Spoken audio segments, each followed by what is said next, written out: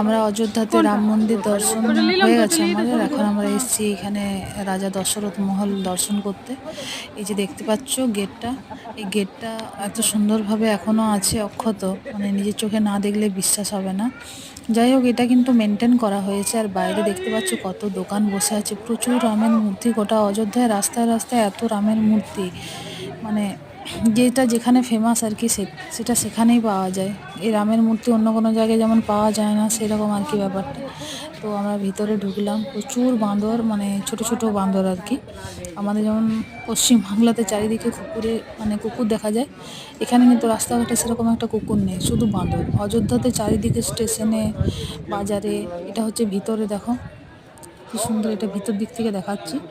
ওটা আমরা ঢুকলাম, তো ভিউটা দেখো কি সুন্দর, কি সুন্দর কারুকার্য করা আছে, দেখতে পাচ্ছ। টাটা।